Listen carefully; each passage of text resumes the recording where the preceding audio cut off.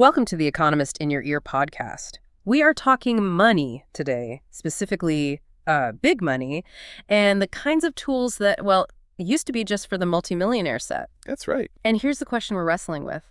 Is the financial playground of the world's richest now truly open to, say, a skilled 30-something professional? Or are we just watching a high-stakes game play out with entirely new rules specifically for retail? It is a bit of a paradox, isn't it? Because it really has never been cheaper or seemingly easier to borrow heavily to invest, which, as you know, is a core strategy for many institutional funds. So the premise we're exploring today, it comes from The Economist, suggesting that access to what looks like institutional-style leverage is, well, easier than ever. For those of you maybe tracking how the biggest players amplify gains, the mechanics are suddenly kind of available with a click. Okay, so let's dig into that a bit. The intellectual idea behind this, it's often called life cycle investing. You see economists Ayers and Nailbuff championing this. Right. Their work looked at a huge amount of historical data, I think back to 1871 up to 2009. Yeah, exactly. And they argue that young professionals, people with decades of, high human capital, their future earning power, they should actually modestly borrow, to invest heavily in stocks. Because historically, that strategy tended to deliver better returns over the long run. But that theory was, well, mostly just theory for decades, right? Because the cost of borrowing was just prohibitive. Absolutely killed the idea. If you wanted margin from E-Trade back in, say, 1999, you were looking at really extortionate rates, maybe around 9% annually, even when official rates were much lower. The friction costs just made it impossible unless you had like a prime brokerage relationship. But here's the big shift, the access revolution, as some call it. Brokers like interactive brokers, they've completely changed the game. You really have. They now have something like 4 million accounts, and they're marketing these extremely low margin rates.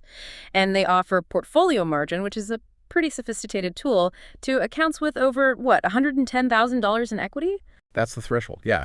So this powerful financial tool has effectively gone from the Wall Street boardroom right onto your browser tab. Which is fascinating. It means the sophisticated retail player, maybe someone listening right now, can actually try to run a sort of hedge fund-light strategy from their home office. In theory, yes. So to make this less abstract, let's use an example. The Economist piece talks about someone, let's call him Mr. Street.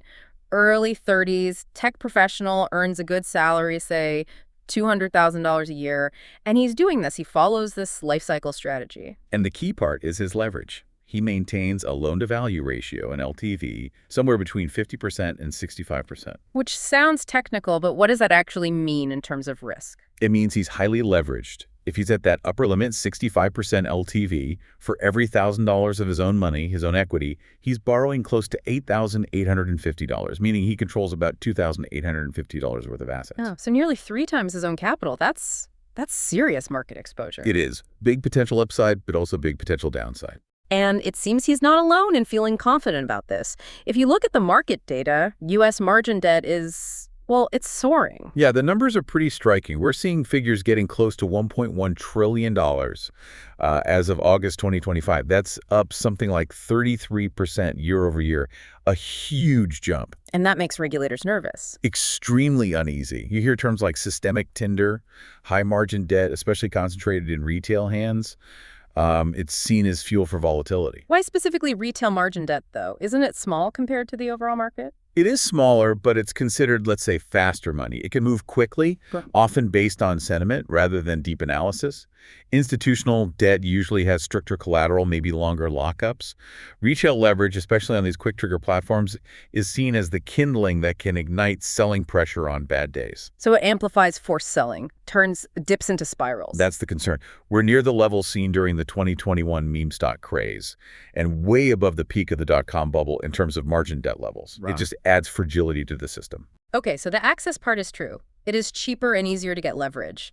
But you're suggesting the framing, the idea that retail investors can truly act ultra-rich, might be misleading.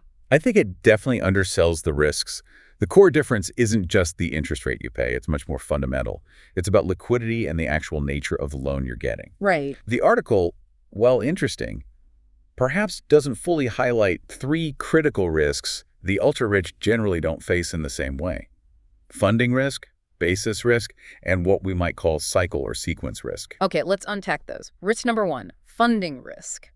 How does the loan the ultra-rich get differ from what our Mr. Street gets from his broker? It's fundamentally different. The ultra-rich, or their family offices, typically borrow using non-recourse loans. Meaning, the lender's claim is limited only to the specific assets pledged as collateral. They can't come after the borrower's other personal wealth if things go sour. They also negotiate covenant-specific terms and often post diverse collateral, not just stocks. Okay, so they have buffers and protections built in. And crucially, time. If their portfolio value drops, they typically get a notice, a margin call, and they have institutional resources, relationships, and, importantly, time to arrange funds or add collateral. And Mr. Street, what's his reality? Retail margin funding is usually callable, and it's subject to auto-liquidation, sometimes intraday. Auto-liquidation? Yes. Brokers like Interactive Brokers are very clear in their agreements. If market moves, or even just overnight charges, push your account below the required maintenance margin, they can and will liquidate your positions to cover the deficit without notice. Not even a call. Often without a human call. It's automated risk management for the broker. Their system sees a breach, it sells assets instantly to protect the brokerage firm. But wait, wouldn't that lock in losses for the client? Why would they do that instead of giving the client a chance to add funds? Because it's primarily about protecting the broker from counterparty risk, and it's often driven by regulatory requirements on the broker's capital. They can't carry the risk of a client defaulting. So what might have been a temporary paper loss during a drawdown gets instantly turned into a permanent realized capital loss for the investor. Ouch. Okay, that's a huge difference. Non-recourse versus callable auto-liquidation. Massive. It removes the safety net precisely when you need it most. Okay, let's move to risk number 2. You called it the double whammy of FX basis risk. This sounds complex. It relates to how Mr. Street gets that attractive low average interest rate. He's not just borrowing dollars. His funding mix, according to the article, is something like 40% US dollars, 40% Japanese yen, and 20% euros. To get an average rate around 3.5%. Exactly. He's doing what's called a carry trade. Borrowing in currencies with very low interest rates like the yen and euro historically have had, but investing in assets, presumably U.S. stocks, expecting higher returns. The difference, the carry, is his potential extra profit. Okay, sounds clever. Where's the whammy? The risk is the basis, the exchange rate. What happens if the yen, his cheap funding currency, suddenly strengthens against the U.S. dollar? Ah, so his loan principal, measured in dollars, actually gets bigger. Precisely. The value of his debt swells in dollar terms. And the real kicker, the double whammy part, is when this tends to happen. Often, currencies like the yen strengthen during periods of global market stress or risk aversion. Exactly when his U.S. stock portfolio is likely falling. Exactly. So his assets are shrinking in value at the same time his liabilities are growing in value purely due to currency moves. It compounds the pain dramatically. That's a hidden risk multiplier. A big one. And we've seen warnings about this recently. In 2024, 2025, the chatter is that the Japanese yen is no longer the slam-dunk funding currency it once was.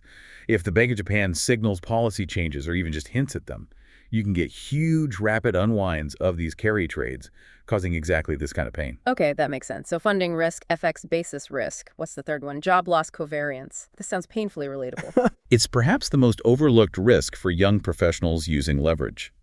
The whole life cycle investing theory assumes you can ride out the market crashes because you have stable future income. Right, your human capital.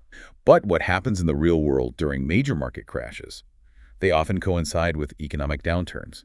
Layoffs, bonus cuts, entire industries contracting. So the very moment your investment portfolio is crashing and you might need to add funds to avoid that auto-liquidation. Is potentially the exact moment your personal income takes a hit or disappears altogether.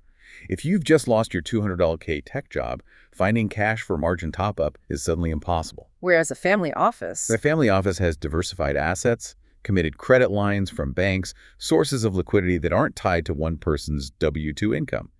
The young professional using margin debt is exposed on both fronts, simultaneously market risk and income risk hitting at the same time. That really highlights the fragility. Let's bring this home with Mr. Street's near miss. The article mentions a moment he got a serious scare. Yes, during a market spasm, apparently driven by tariff news. The S&P 500 dropped about 19%. Not a full-blown crash, but a sharp dip. And because of his leverage? Because he was levered almost 3-to-1, his portfolio didn't drop 19%, it dropped a massive 42%. Wow. So that nearly tripled loss magnified the dip significantly. Hugely. He was suddenly much closer to that liquidation point. And what was that point for him? The math sounds brutal. Based on the leverage levels described, a total drop in his equity of around 67% would likely have triggered that auto liquidation. The broker sells the underlying assets, locks in the loss, game over for that capital. No waiting for a rebound. No waiting.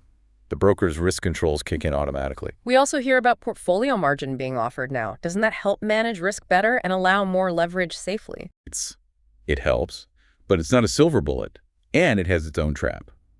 Portfolio margin uses more sophisticated calculations, looking at the overall risk of a diversified portfolio rather than just individual positions. This can allow for higher leverage in calm markets because the system sees offsets between positions. Okay, so that sounds good. What's the trap? The trap is that the standard Regulation T initial margin requirement, usually 50%, still often applies when you initiate positions. More importantly, the maintenance requirements under portfolio margin aren't fixed. The broker can, and often will, increase the maintenance margin requirement suddenly when market volatility spikes. So just when things get risky. Exactly. Just when correlations spike, meaning all your supposedly diversified assets start falling together, the broker tightens the screws on the margin requirements. This can dramatically shrink your cushion and accelerate the threat of forced liquidation precisely when you need flexibility the most. It gives you more rope in calm seas, but can pull it back sharply in a storm. That's a good way to put it. Okay, so if trying to directly copy the ultra-rich using this kind of account margin is so fraught with these specific retail risks, what should someone do? If you're tempted by the logic of early leverage, how do you do it more safely? What's the playbook for, let's say, acting ultra-rich without the catastrophic blow-up risk? Right. The goal has to shift. It's not just about maximizing leverage. It's about sizing your strategy to survive the forced sale math first, and only then thinking about returns. Makes sense. We can think about maybe 6 key pillars for managing this risk more prudently. Okay, let's hear them. Actionable advice. First, cap and commit. This is crucial. Don't just let your leverage float based on how you're feeling about the market. Set a hard ceiling on your gross leverage, maybe 1.5 times your equity, maximum, not 2x or 3. 1.5x, okay. And critically, pre-commit in writing for yourself to deleveraging at specific drawdown bands. For example, if my equity drops 10%, I will sell X amount of leveraged exposure. If it drops 20%, I sell Y amount. Take the emotion out of it before the crisis hits. Remove that dangerous discretion when you're panicking. Exactly. Pillar 2, ditch the FX funding. Unless you are a professional currency trader with sophisticated hedging tools, just fund your investments in the same currency as the assets. Borrow dollars to buy U.S. stocks. It eliminates that whole FX basis risk, that double whammy we talked about where your loan grows as your assets shrink. Pay a slightly higher interest rate for the safety. Simpler and safer. Got it. Number 3, stress test. You absolutely must model a severe scenario. Don't just assume smooth sailing. Build a simple spreadsheet. What happens if equities drop 35% and the currency you borrowed, if you ignored Pillar 2, moves against you by 10%, and your broker hikes your margin interest rate by 2%, 200 basis points? Run the numbers on a perfect storm scenario. Yes. If that combination wipes out your maintenance margin cushion in your model, you are running way too much risk. You will likely blow up in real life under stress. Adjust leverage down until you survive the stress test. Okay, practical. Pillar 4 sounds like it addresses the type of leverage. All right, this is a big one. Prefer product leverage. Instead of using account-level margin borrowing from your broker, consider using low-cost, rules-based leveraged ETFs that give you, say, 1.25x or 1.5x exposure to an index. Like those daily leverage ETFs. Exactly. The crucial advantage here is that the leverage is inside the product. The fund manager handles the internal mechanics. You cannot get a margin call on that ETF midday demanding you add funds or face liquidation of your personal account holdings. So the ETF itself might lose value rapidly and there's volatility drag, but my brokerage account isn't facing that sudden auto liquidation risk from the broker. Precisely. The fund's net asset value reflects the leverage and potential decay, but it isolates the catastrophic funding risk away from your personal account. You still own the shares of the ETF. It eliminates that specific broker-driven auto liquidation trigger. That seems like a much more robust structure for retail. Okay, Pillar 5. This directly tackles the jaw loss covariance risk. Keep a true buffer, and this means cash. You must maintain a serious cash buffer. Think 6, maybe even 12 months of essential living expenses completely outside of your leveraged brokerage account, in a safe bank account. Non-negotiable safety net. Absolutely non-negotiable. This is your lifeline if the worst happens, market crashes, and you lose your income.